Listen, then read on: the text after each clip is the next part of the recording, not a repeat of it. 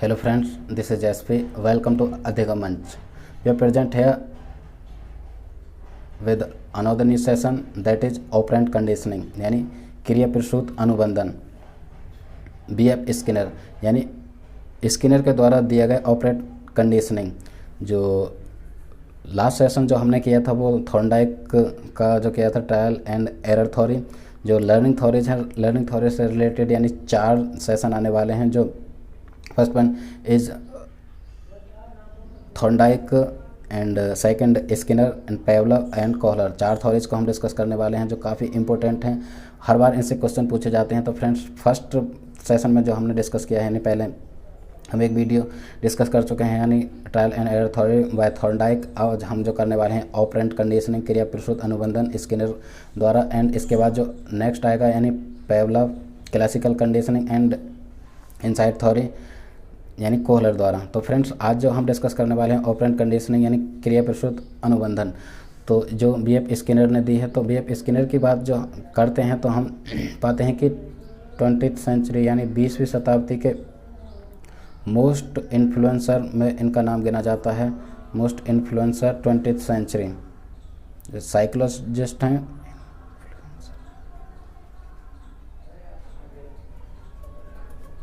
बीसवीं शताब्दी के मोस्ट इन्फ्लुएंसर साइकोलॉजिस्ट में इनका नाम गिना जाता है। BF स्किनर जो बिहेवियरिज्म से संबंधित है यानी इनका संबंध भी व्यवहारवाद से है। जो स्किनर हैं बिहेवियरिज्म से संबंधित हैं, व्यवहारवादी जो मनोविज्ञान उसकी व्याख्या करते हैं। ये अपने जो थ्योरी सारे के सारे जो इन्होंने काम किया है वो व्यवहारवाद से संबंधित है। तो फ्रेंड्स, हम ऑपरेंट कंडीशनिंग के बारे में डिस्कस करने वाले हैं। ओके, शुरू करते हैं। तो इन्होंने जो लास्ट हमने जो डिस्कस किया यानी थॉर्नडाइक महोदय ने यानी एसआर थ्योरी प्रस्तुत की यानी स्टिमुलस एंड रिस्पॉन्स यानी उद्दीपक अनुक्रिया सिद्धांत। लेकिन इसके अकॉर्डिंग जब भी हम बात करते हैं यानी स्किनर महोदय, तो स्किनर महोदय ने जो महत्ता दी है वो रेस्पॉन्स यानी इनकी जो थ्योरी है, इनकी थ्योरी का जो दूसरा नाम है यानी RS थ्योरी है। तो इन दोनों में बिल्कुल भी कंफ्यूज नहीं होना, इसलिए हम दोनों सेशन एक साथ कंटिन्यूस लेकर आए हैं। जो पहला हमने किया थॉर्नडाइक ने SR थ्योरी यानी इम्पोर्टेंस सबसे ज़्यादा जो दी है वो स्टिमुलस यानी उद्दीपक को दी है, लेकिन इन्होंने जो दी है वो रिस्पॉन्स को दी है, इसलिए इनकी जो थ्योरी को RS थ्योरी कहते हैं और थॉर्नडाइक की थ्योरी SR थ्योरी। दोनों बिल्कुल उलट हैं, दोनों अलग अलग तरीके से बात करते हैं। यहाँ पे जो R का संबंध वो रेस्पॉन्स से है यानी अनुक्रिया से, बिल्कुल थॉर्नडाइक की तरह यानी रेस्पॉन्स एंड S स्टिमुलस यानी अनुक्रिया। तो फ्रेंड्स, इनकी जो थ्योरी है उसका नाम RS थ्योरी है। एक तो नाम RS थ्योरी हो गया, क्रिया प्रसूत अनुबंधन हो गया। इनकी थ्योरी के भी कई नाम हैं। यदि हम हिंदी की बात करते हैं, UP TET, Bihar TET, M TET आदि सभी की बात करते हैं। C टेट में तो कई बार नाम नहीं पूछा जाता इनके अलग अलग, लेकिन सीधा सीधा क्वेश्चन इस तरह से पूछ लिया जाता है UP टेट और बिहार टेट और M टेट सभी में कि इनके जो BF स्किनर के ऑपरेंट कंडीशनिंग है उसका दूसरा नाम क्या ऑप्शन में दे देता है, तो डिफरेंट नामों से जाने जाते हैं। तो हम जो बात करने वाले हैं यानी इनकी थ्योरी, एक तो हो गया RS थ्योरी, जो एक जो नाम हो गया RS थ्योरी यानी अनुक्रिया उद्दीपक सिद्धांत हो गया, और जो दूसरा नाम हो गया यानी इनकी थ्योरी को इंस्ट्रूमेंटल थ्योरी भी कहते हैं। दूसरा नाम इंस्ट्रूमेंटल थ्योरी के नाम से भी जाना जाता है यानी ऑपरेंट कंडीशनिंग को इंस्ट्रूमेंटल थ्योरी के नाम से भी जाना जाता है। एंड नेक्स्ट जो हम बात करने वाले हैं इनका एक और नाम है यानी जो UP टेट में 1-2 बार पूछा भी गया है यानी नैमित्तिक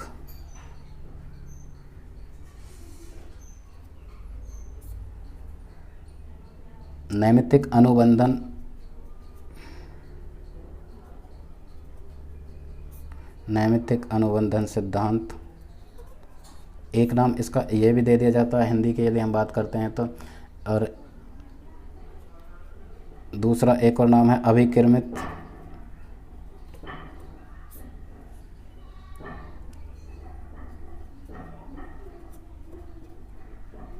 अभिकर्मित अनुदेशन का सिद्धांत, यानी अभिकर्मित अनुदेशन का सिद्धांत।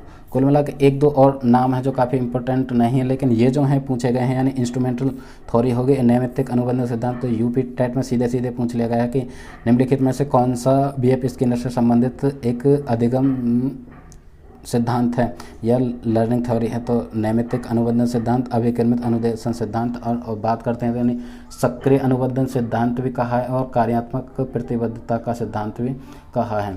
तो हमने जो बात की, बीएफ स्किनर 20वीं शताब्दी के मोस्ट इन्फ्लुएंसर साइकोलॉजिस्ट में गिने जाते हैं। व्यवहारवाद से इनका संबंध है। जो इन्होंने जो क्रिया प्रसूत अनुबंधन यानी आरएस थ्योरी जो दी है और उसका जो प्रयोग किया था चूहा यानी रैट पर किया। वैसे तो इन्होंने और बहुत सारे कई प्रयोग किए, कबूतर आदि पर भी किया। जो इम्पोर्टेंट यानी महत्वपूर्ण है, जिससे क्वेश्चन बार बार पूछे जाते हैं, वो हम डिस्कस करने वाले हैं, यानी चूहे पर जो इनका एक्सपेरिमेंट है, जो प्रयोग है, उसके बारे में। तो फ्रेंड्स, हमने जो बात की यानी आरएस थ्योरी, इनका जो दूसरा नाम है, मतलब इनकी जो ऑपरेंट कंडीशनिंग जो थ्योरी है उसका दूसरा नाम आरएस थ्योरी होगा, इंस्ट्रूमेंटल थ्योरी होगा, नैमित्तिक अनुबंधन सिद्धांत हो गए, अभिकर्मित अनुदेशन का सिद्धांत हो गया, उसके बाद सक्रिय अनुबंधन हो गए और कार्यात्मक प्रतिबद्धता का सिद्धांत हो गया। तो फ्रेंड्स, हम जो बात कर नेक्स्ट डिस्कस करते हैं, यानी अब हम एक्सपेरिमेंट पर चलते हैं। जो इन्होंने एक्सपेरिमेंट किया थॉर्नडाइक के ही तरह, तो किस किस चीज़ पर यानी इन्होंने जोर दिया, इनके एक्सपेरिमेंट की यदि हम बात करते हैं तो इनका जो प्रयोग रहा है, प्रयोग की बात करें तो वो चूहे पर इन्होंने प्रयोग किया। तो इन्होंने भी एक बॉक्स बनाया और उसमें एक चूहा, बॉक्स को बड़ा सा बनाते हैं,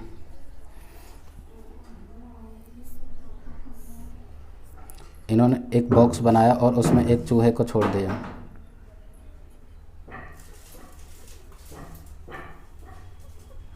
चलो, मेरी ड्राइंग इतनी अच्छी नहीं है। एक चूहे को छोड़ दिया, जिसे बॉक्स को स्किनर बॉक्स कहते हैं, यानी इन्हीं के नाम से स्किनर बॉक्स का नाम दिया। स्किनर बॉक्स में एक चूहा जो कि भूखा था वो छोड़ा उन्होंने, चूहा भूखा, और उसे कुल मिला के बॉक्स में बंद कर दिया और उसे छोड़ दिया, यानी रिस्पॉन्स करने के लिए। चूहा बॉक्स के अंदर भूखा है तो ऑब्वियस सी बात है वो अनुक्रिया करेगा ही करेगा, तो वो अनुक्रिया करने लग जाता है। और स्किनर महोदय ऑब्जर्व करने लगे कि चूहा किस किस तरह से और कितना रिस्पॉन्स करता है। तो बार बार वो रिस्पॉन्स करता है, बार बार रिस्पॉन्स करता रहता है जब भूख लगती है। अब इन्होंने भी एक बटन के थ्रू एक लीवर उस बॉक्स में बनाया और एक भोजन अलग से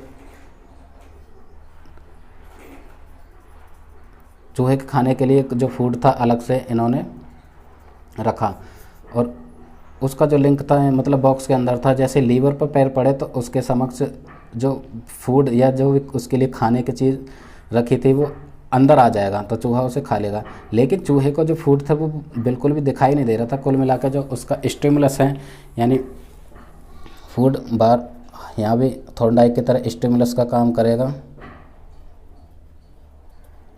जो भी उद्दीपक है, लेकिन चूहे को दिखाई नहीं दे रहा। तो इन्होंने जो ज़्यादा इम्पोर्टेंस दी है वो रेस्पॉन्स यानी अनुक्रिया को दी है। तो चूहा भूख की वजह से रिस्पॉन्स करता है और रिस्पॉन्स करते करते अचानक से उसका पैर लीवर पर पड़ता है और उसे खाना मिल जाता है। तो इन्होंने जो प्रमुखता दी है वो रिस्पॉन्स को दी है और उसको थोड़ा सेकंड पोजीशन पर रखा है स्टिमुलस को। इसलिए जो इनकी थ्योरी को आरएस थ्योरी कहते हैं, ना कि एसआर थ्योरी। थॉर्नडाइक महोदय ने जो रिस्पॉन्स स्टिमुलस को सबसे ज़्यादा प्रमुखता दी है, तो इनकी जो थ्योरी है वो आरएस थ्योरी, क्योंकि रिस्पॉन्स के थ्रू अनुक्रिया करेगा और स्टिमुलस उसके समक्ष खुद से प्रस्तुत हो जाएगा। सिर्फ इन्होंने जोर दिया है कि रिस्पॉन्स करना चाहिए, बच्चे को अनुक्रिया के लिए छोड़ देना चाहिए। यदि किसी को भी कोई चीज़ सीखनी है तो उसे अनुक्रिया यानी रिस्पॉन्स करने के लिए छोड़ देना चाहिए, वो खुद से सीख जाएगा, खुद उसके सामने जो स्टिमुलस या उद्दीपक है खुद से प्रस्तुत हो जाएगा। तो इन्होंने एक बंद बॉक्स में, जैसे स्किनर बॉक्स कहते हैं, उसमें चूहे को छोड़ दिया, लीवर उसमें लगाया इस तरह से, तो चूहा जो भूखा था वो रिस्पॉन्स करने लगा, कुल मिला के अनुक्रिया करने लगा। बार बार अनुक्रिया के बाद एक बार उसका पैर अचानक से लीवर पर पड़ता है और उसे उस मतलब बॉक्स के अंदर ही भोजन आ जाता है। तो जो स्टिमुलस है, जो फूड, जो भोजन या खाने की कोई भी चीज़ है, वो उसको दिखाई नहीं देती। तो कुल मिलाकर जो उसका जो रिस्पॉन्स है वो बिल्कुल उससे संबंधित नहीं है। तो कुल मिलाकर दोनों का संबंध स्थापित करने के बाद इन्होंने जो थ्योरी का निर्माण किया, यानी अधिगम, यानी सीखने के लिए सबसे ज़्यादा इम्पोर्टेंट इन्होंने रिस्पॉन्स अनुक्रिया को बताया। तो ये थी इनकी थ्योरी, यानी स्टिमुलस बिना किसी पहल के समक्ष इनके आ जाता है। तो कुल मिलाकर स्टिमुलस बाद में खुद ही खुद प्रेजेंट हो जाता है। तो कुल मिलाकर चूहा सीख जाता है कि सिर्फ अनुक्रिया करता है। एक बार वो बार बार रिस्पॉन्स करने के बाद ऐसा रिस्पॉन्स करता है कि वो लीवर पर ही पैर दबाता है और उसे खाना मौजूद मिलता है। तो कुल मिला के ये स्किनर की थ्योरी, यानी मल्टीपल रिस्पॉन्स के बाद चूहे को पैर लीवर पर पड़ जाता है और उसके सामने जो मौजूद है खाना, जो भी कुछ उसके लिए खाने का था वो मिल जाता है। अर्थात स्टिमुलस बाद में आता है। इनके अकॉर्डिंग पहले रिस्पॉन्स आता है और स्टिमुलस बाद में आता है, यानी उद्दीपक बाद में आता है। तो ये थी इनकी थ्योरी, अलग अलग नाम से जाना जाता है। और इन्होंने जो बात की है एक और चीज़ की कि सीखने के लिए जो बार बार मल्टीपल रिस्पॉन्सेस होते हैं, उसके लिए एक चीज़ को इन्होंने जिम्मेदार ठहराया कि वो चीज़ का होना बहुत ज़रूरी है। इन्होंने जो बात की है वो की है रीइंफोर्समेंट।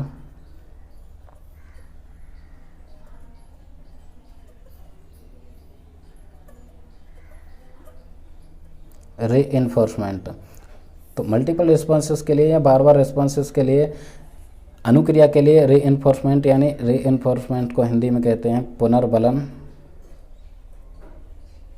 पुनर्बलन का मिलना बहुत ज़रूरी है, यानी पुनः से बल, यानी दोबारा से इन्फोर्स, यानी दोबारा से किसी बल का मिलना। क्योंकि कोई भी इंसान, कोई भी व्यक्ति या कोई भी जानवर, कोई भी सीखने के लिए उसे पुनर्बलन यानी रीइंफोर्स करना बहुत ज़रूरी है। जो बार बार से यानी रिस्पॉन्स करेगा, रिस्पॉन्स के बाद उसे स्टिमुलस खुद से खुद उसके समक्ष प्रस्तुत हो जाएगा। तो इन्होंने रीइंफोर्समेंट की बात की है। रीइंफोर्समेंट को हम डिस्कस करते हैं। तो इनके अकॉर्डिंग, यानी वेब स्किनर महोदय के अकॉर्डिंग, जो पुनर्बलन, जो रीइंफोर्समेंट है, एक ऐसी क्रिया है, यानी एक ऐसी क्रिया जो अनुक्रिया की संख्या बढ़ा दें। क्योंकि जो रिस्पॉन्सेस हैं, एक ऐसी एक्टिविटी या ऐसी क्रिया जो नंबर ऑफ रिस्पॉन्सेस को बढ़ा दे, यानी जो रिस्पॉन्सेस की संख्या है उसकी क्वांटिटी डबल, ट्रिपल या 5 गुनी 10 गुनी कर दें। तो इनके अकॉर्डिंग जो रीइंफोर्समेंट यानी पुनर्बलन है, एक ऐसी क्रिया जो रिस्पॉन्सेस यानी अनुक्रिया की जो संख्या है उसको बढ़ा दे, उसमें बढ़ोतरी कर दे। क्योंकि जब रिस्पॉन्सेस में बढ़ोतरी होगी, जो अनुक्रिया में बढ़ोतरी होगी, तो खुद पे खुद बच्चा सीखने लगेगा। एक समय ऐसा आएगा कि स्टिमुलस उसके समक्ष खुद से प्रस्तुत हो जाएगा और इन दोनों के यानी संयोजन या एसोसिएशन से वो लर्निंग प्रोसेस उसके समक्ष होने लगेगी। कुल मिला के वो कोई भी चीज़ सीख पाएगा। तो हम रीइंफोर्समेंट के कुछ उदाहरण देते हैं कि मान लीजिए कोई क्लास, कोई भी कक्षा चल रही है, टीचर उसमें पढ़ा रहा, कोई भी टीचर एक क्लास में पढ़ा रहे हैं, टीचर महोदय पढ़ा रहे हैं, और कुछ समय बाद यानी कुछ टाइम 10 से 20 मिनट बाद बच्चे कुछ बोरियत महसूस करने लगते हैं, यानी थोड़ा ऊबने लगते हैं। तो ऊबने के टीचर के माइंड में आता है कि उनको रीइंफोर्स किया जाए, मतलब उनको पुनर्बलन दिया जाए। यानी सीखने के लिए, सीखने से थोड़ा ऊबने लगे हैं, मतलब कम इंटरेस्ट ले रहे हैं, तो उनको पुनर्बलन दिया जाए। तो टीचर क्या करता है, कुछ इंटरेस्टिंग यानी रोचक कहानी, बीच में कुछ रोचक जोक वगैरह सुना देता है या रोचक कहानी सुना देता है टॉपिक से हटके। तो बच्चे को यानी पुनर्बलन मिल जाता है, बच्चे दोबारा से रीइंफोर्स होके उस जो पाठ्यक्रम, जो भी चैप्टर या जो भी कंटेंट कोई टीचर पढ़ा रहा है उसे अच्छी तरह से सीखने लगते हैं। यहाँ पे और रीइंफोर्समेंट का काम करता है, यानी प्राइज।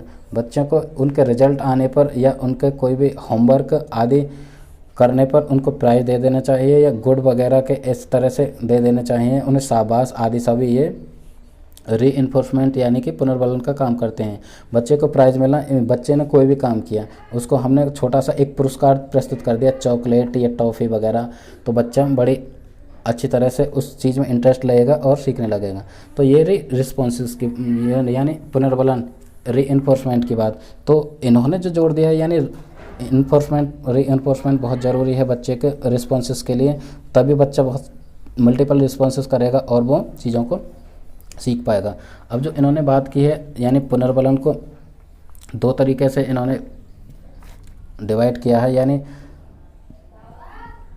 पुनर्बलन जो होता है दो तरीक़ा से होता है, मतलब दो तरह का, पॉजिटिव एंड नेगेटिव, क्योंकि किसी भी चीज़ के दो एस्पेक्ट तो हो ही सकते हैं या होते ही होते हैं, पॉजिटिव और नेगेटिव। तो इन्होंने जो बात की है पॉजिटिव री इन्फोर्समेंट एंड नेगेटिव री इन्फोर्समेंट। जो पॉजिटिव इन्फोर्समेंट है उसमें स्टिमुलस तो होता ही है, स्टिमुलस और नेगेटिव में। तो पॉजिटिव जो है वो बच्चे के या किसी यानी व्यवहार को इंक्रीज करेगा, व्यवहार को बढ़ा देगा, उसके व्यवहार में वांछित बढ़ोतरी है वो करेगा, मतलब कुछ ऐड ऑन करेगा, वांछित बढ़ोतरी करेगा जो पॉजिटिव है। क्योंकि बच्चे को जब भी पॉजिटिव रीइंफोर्समेंट जो सकारात्मक पुनर्बलन मिलेगा तो बच्चा नई नई चीज़ें सीखेगा, उसका जो व्यवहार है परिमार्जित होगा और चीज़ों को वो अच्छी तरह से सीखेगा, तो उसका जो व्यवहार है मतलब इंक्रीज होगा। और नेगेटिव की बात करें तो नेगेटिव यानी नकारात्मकता के साथ यदि रीइंफोर्समेंट देते हैं तो बच्चे का जो व्यवहार है वो डिक्रीज होगा, यानी उसमें बढ़त ना होकर वो घटेगा, यानी माइनस हो जाएगा, और ये कहें तो यहाँ पे प्लस हो जाएगा। तो नेगेटिव पॉजिटिव रीइंफोर्समेंट की बात की तो जैसे बच्चे को प्राइज़ दे देना, शाबाशी दे देना, और उसके मतलब क्लास के या फैमिली में उसके सभी मेंबर्स के सामने उसकी बढ़ाई कर देना, उसका रेस्पेक्ट कर देना, उसको एप्लॉज कर देना, ये सभी पॉजिटिव रीइंफोर्समेंट के एग्जाम्पल हो गए। यदि नेगेटिव रिस्पॉन्सेस के इन्फोर्समेंट की बात करें तो बच्चे को दंड देना यानी पनिश करना, उसे डांटना आदि सब नेगेटिव रीइंफोर्समेंट है। उससे बच्चे का जो रिस्पॉन्सेस हैं यानी अनुक्रिया हैं उसमें थोड़ी बहुत नहीं बहुत सारी कमी भी आ सकती है। बच्चा रिस्पॉन्स ही नहीं करेगा, मतलब एकदम न्यूट्रल की तरह हो जाएगा, और उसका जो व्यवहार यानी परिमार्जन है या मतलब उसकी जो लर्निंग है मतलब सीखने में कमी आएगी, उसके व्यवहार में कमी आएगी। तो इन्होंने जो बात की है रीइंफोर्समेंट दो तरह से होता है, पॉजिटिव होगा नेगेटिव। पॉजिटिव उसके जो व्यवहार है उसके जो लर्निंग है उसमें इंक्रीज करेगा यानी बढ़ोतरी करेगा, और नेगेटिव जो रिस्पॉन्स है नेगेटिव जो इन्फोर्समेंट है यानी पुनर्बलन है वो व्यवहार में डिक्रीज करेगा, यानी इसके एग्जांपल हो गए जैसे दंड या पनिशमेंट आदि, और उसमें प्राइज वगैरह देना, ये सब हो गए। जिस तरह से चूहे को जो स्टिमुलस है उसका पता ही नहीं है, सिर्फ वो अनुक्रिया कर रहा है, ठीक है, उसे रीइंफोर्समेंट मिल रहा है, उसका जो रीइंफोर्समेंट है उसकी भूख रीइंफोर्समेंट उसे दे रही है, क्योंकि उसे भूख लगी है। भूख लगने के बाद क्योंकि वो बॉक्स के अंदर बंद है तो मल्टीपल रिस्पॉन्स करता है, बहुत सारे अनुक्रिया करता है। अनुक्रिया करने के बाद एक समय ऐसा आता है कि उसके समक्ष जो स्टिमुलस उसका उद्दीपक है वो प्रस्तुत हो जाता है, और वो एक समय पे चीज़ें सीख लेता है। तो कुल मिला के लास्ट में वो मल्टीपल रिस्पॉन्स ना करके सिर्फ एक रिस्पॉन्स देता है, मतलब लीवर पर अपना पंजा दबाता है और उसके सामने जो फूड यानी स्टिमुलस है वो आ जाता है। तो कुल मिला के ये रही बात रीइंफोर्समेंट की, जो इन्होंने काफ़ी इंपॉर्टेंट माना है। तो रीइंफोर्समेंट का जो संबंध है वो वी.एफ. स्किनर से है, जो काफ़ी इंपॉर्टेंट है, कई बार ये पूछा जाता है, जो इनकी थ्योरी से संबंधित है और वो काफ़ी महत्वपूर्ण है। और जो इन्होंने बात की है पुनर्बलन के बारे में, एक और जो बात की है, दो तरह से पुनर्बलन दिया जा सकता है, ये तो उसके प्रकार हो गए, इन्होंने प्रकार माना है यानी पॉजिटिव और नेगेटिव। तो रीइंफोर्समेंट यानी पुनर्बलन की बात करें तो यानी अधिगम्य लर्निंग है, दो तरह से पुनर्बलन दिया जा सकता है। पुनर्बलन देने की बात है यानी रीइंफोर्स किया जा सकता है बच्चे को, उसके लिए भी इन्होंने दो तरह से बात की है। एक तो हो गया यानी कॉन्टिन्यूस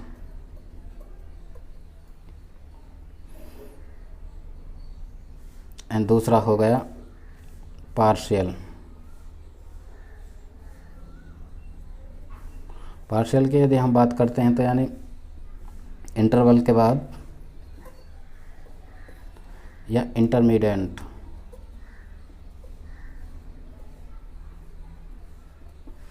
यानी कुछ अंतराल के बाद। यदि हम कॉन्टिन्यूस की बात करते हैं तो लगातार दिए जाने वाला पुनर्वलन, ऐसा पुनर्वलन जो कॉन्टिन्यूस लगातार दिया जाता है। जैसे किसी बच्चे को हमने कोई भी होमवर्क दिया, क्लास के अंदर बच्चा होमवर्क करके लाया, मतलब हम उसके हर होमवर्क पे, हर उसके जो रिस्पॉन्स है, हर एक्टिविटी पे हम उसको शाबाश शाबाश, वेरी गुड इस तरह से किए जा रहे हैं। फाइन, थैंक यू, बहुत अच्छा किया आपने, बहुत अच्छा किया। तो उस चीज़ के वो एडिक्ट हो जाएगा, मतलब आदी हो जाएगा उस चीज़ का, उसे आदत पड़ जाएगी कि बार बार उसे हर चीज़ के लिए एक ही चीज़ मिलती है, यानी शाबाशी मिलती है या कोई भी प्राइज़ दे दिया जाता है। तो कुल मिला के वो ऊबने लगेगा और जो कॉन्टिन्यूस लगातार दिए जाने वाला जो पुनर्वलन है वो ज़्यादा अच्छी तरह से रिस्पॉन्स नहीं कर पाएगा। तो कॉन्टिन्यूस यानी लगातार रीइंफोर्समेंट भी काफ़ी अच्छा नहीं है, क्योंकि बेहतर नहीं है, क्योंकि इसके बाद भी जो रिस्पॉन्सेस है उसमें कमी आने लगती है। जो बार बार इसी तरह का, एक ही तरह का, मतलब हर काम के लिए जो कॉन्टिन्यूस लगातार रीइंफोर्समेंट यानी पुनर्बल मिलता रहेगा तो जो रिस्पॉन्स इसमें यानी अनुक्रिया उसमें कमी आने लगेगी और सीखने में भी कमी आने लगेगी। ये तो ऑब्वियस है। तो बीएफ स्किनर महोदय ने यानी ऑपरेंट कंडीशनिंग में जो रीइंफोर्समेंट दो तरीके से दिया जाता है, उसमें जो बात की है, जो कॉन्टिन्यूस जो लगातार दिए जाने वाला रीइंफोर्समेंट है वो ज़्यादा अच्छा नहीं है। इन्होंने जो बात की है वो बिल्कुल भी बेहतर नहीं है, अच्छा नहीं है। इन्होंने जो बात की पार्शियल यानी इंटरमीडिएट यानी इंटरवल जो निश्चित एक अनुपात या एक अंतराल के बाद दिया जाता है, इन्होंने उसको बहुत बेहतर माना है, यानी बहुत ही अच्छा माना है, जो अनुक्रिया के लिए ज़्यादा उत्तरदायी है। इनके अकॉर्डिंग यानी पार्शियल इंटरवल जो रीइंफोर्समेंट दिए जाने वाला पुनर्वलन ज़्यादा कारगर होता है, क्योंकि इनके अकॉर्डिंग ये ऐसा मानते हैं कि बच्चे को बीच बीच में पुनर्वलन देता रहना चाहिए, क्योंकि बच्चे को लगातार किसी हर चीज़ के लिए पुनर्वलन नहीं दिया जाना चाहिए, उसे बीच बीच में पुनर्वलन देते रहना चाहिए। यदि बच्चा किसी चैप्टर, किसी पाठ को पढ़ने में यदि बोरियत महसूस करता है या वो रिस्पॉन्स नहीं देता, तो उसे बीच बीच में हम पुनर्वलन दे सकते हैं। तो इनके अकॉर्डिंग जो ज़्यादा कारगर है वो पार्शियल रीइंफोर्समेंट है, जो इंटरवल जो निश्चित अंतराल के बाद एक पुनर्वलन दिया जाना चाहिए, जो काफ़ी इम्पोर्टेंट है इनके अकॉर्डिंग, ऐसा ये मानते हैं। जो कॉन्टिन्यूस लगातार दिए जाने वाला जो पुनर्वलन है वो नहीं है। तो ये रही एक बात जो रीइंफोर्समेंट से संबंधित है। तो इन्होंने जो बात की रीइंफोर्समेंट दो पार्ट में डिवाइड हो सकता है, मतलब एक तो पॉजिटिव हो गया यानी पॉजिटिव, एक इन्होंने बात की यानी नेगेटिव। तो पॉजिटिव जो रीइंफोर्समेंट है वो मल्टीपल रिस्पॉन्सेस के लिए उत्तरदायी होता है, एंड जो नेगेटिव है वो रिस्पॉन्सेस को घटाता है। तो इस तरह से जो लर्निंग प्रोसेस है वो थोड़ा धीमा पड़ जाता है और बच्चा सीखने में आनाकानी करता है। और बात की रीइंफोर्समेंट यानी दो तरीके से दिया जाता है, एक तो होगा कॉन्टिन्यूस यानी लगातार दिए जाने वाला रीइंफोर्समेंट यानी पुनर्वलन जो काफ़ी अच्छा नहीं है, मतलब लगातार दिए जाने से जो रिस्पॉन्सेस हैं वो घटने लगते हैं, अनुक्रिया घटने लगती है और बच्चा यानी स्टिमुलस और रिस्पॉन्सेस के साथ तालमेल ना बिठा के मतलब लर्निंग में कमी आने लगती है। तो इन्होंने जो ज़्यादा बेहतर माना है, ज़्यादा इम्पोर्टेंस दी है वो पार्शियल या इंटरमीडिएट जो इंटरवल पर दिए जाने वाला, निश्चित अंतराल पर दिए जाने वाला जो पुनर्वलन है उसको ज़्यादा बेहतर माना है, उस पर ज़्यादा जोर दिया, उसको ज़्यादा इम्पोर्टेंस दी है। क्योंकि जो रीइंफोर्समेंट पुनर्वलन की बात है, जब बच्चा ऊबने लगे या उसमें बोरियत महसूस हो या वो रिस्पॉन्सेस ना दे रहा हो, जब बच्चा रिस्पॉन्सेस ना दे रहा हो तब रीइंफोर्समेंट यानी पुनर्वलन दिया जाना चाहिए। रिस्पॉन्सेस आने पर यानी बच्चा यदि रिस्पॉन्सेस दे रहा है या अनुक्रिया कर रहा है तो उसे हमको बार बार से यानी कॉन्टिन्यूटी में पुनर्वलन नहीं दिया जाना चाहिए। तो सबसे ज़्यादा जो कारगर है वो पार्शियल यानी इंटरमीडिएट जो रीइंफोर्समेंट है वो माना है इन्होंने। तो फ्रेंड्स, इस सेशन में जो हमने डिस्कस किया एक बार उसे रिवाइज कर लेते हैं, क्या क्या चीज़ें हमने डिस्कस की जो काफ़ी इम्पोर्टेंट है। इससे क्वेश्चन सीधे सीधे पूछे जाते हैं। तो लर्निंग थ्योरीज की जो बात है, थ्योरीज ऑफ लर्निंग यानी अधिगम के जो सिद्धांत हैं उसमें जो पहला एक आ चुका है, यानी हमने जो बात की है थॉर्नडाइक का सिद्धांत हम डिस्कस कर चुके हैं, जो यानी ट्रायल एंड एरर थ्योरी है। सेकंड अब जो हम डिस्कस कर रहे हैं वो स्किनर का है, यानी ऑपरेटिंग कंडीशनिंग क्रिया प्रस्तुत अनुबंधन। इसमें जो हमने बात की सबसे पहले, यदि हम थॉर्नडाइक की बात करें तो थॉर्नडाइक ने कैट यानी बिल्ली पर अपना प्रयोग किया है और इन्होंने माना है यानी एसआर थ्योरी। इन्होंने जो इम्पोर्टेंस दी है स्टिमुलस को दी, स्टिमुलस के बाद रिस्पॉन्स आता है। और यदि स्किनर की बात कर रहे हैं तो स्किनर ने यानी चूहे पर प्रयोग किया है, चूहे के साथ साथ कबूतर पर भी किया था। जो महत्वपूर्ण है वो चूहे यानी रैट पर है, रैट पर इन्होंने एक्सपेरिमेंट किया। तो इनके अकॉर्डिंग इनका जो सिद्धांत कहता है वो कहता है कि रेस्पॉन्सेस महत्वपूर्ण है, रेस्पॉन्स यानी अनुक्रिया महत्वपूर्ण है, अनुक्रिया करने के लिए छोड़ देना चाहिए, या अनुक्रिया होने पर रिस्पॉन्स यानी जो स्टिमुलस है खुद आ जाता है। तो इन्होंने जो इम्पोर्टेंस दी है वो रिस्पॉन्स अनुक्रिया को दी है। तो इन दोनों में आप कन्फ्यूजन ना करके बेहतर तरीके से समझ ले। जो थॉर्नडाइक कहते हैं वो स्टिमुलस को इम्पोर्टेंस देते हैं एंड स्किनर रिस्पॉन्स को। लेकिन बात वही है कि दोनों के साथ जो संयोजन है, एसोसिएशन है, उसी के थ्रू जो लर्निंग है वो निकल कर आती है। और स्किनर की बात करें तो स्किनर ने यानी पुनर्बलन रीइंफोर्समेंट की बात की है, उस पर जोर डाला है, क्योंकि रिस्पॉन्सेस अनुक्रिया के लिए पुनर्बलन का होना बहुत ही ज़रूरी है। तो फ्रेंड्स ये था ऑपरेटिंग कंडीशनिंग। आई होप ये सेशन आपको हेल्प करेगा। यदि सेशन हेल्प करता है तो आप अपने फ्रेंड्स के साथ ये वीडियो शेयर कर सकते हैं और यानी कमेंट करके अपना फीडबैक दे सकते हैं कि आपको ये सेशन किस तरह कैसा लग रहा है। नेक्स्ट सेशन आते रहेंगे। इस सेशन को देखने के लिए आपको बहुत बहुत धन्यवाद। That was SP Singh signing off.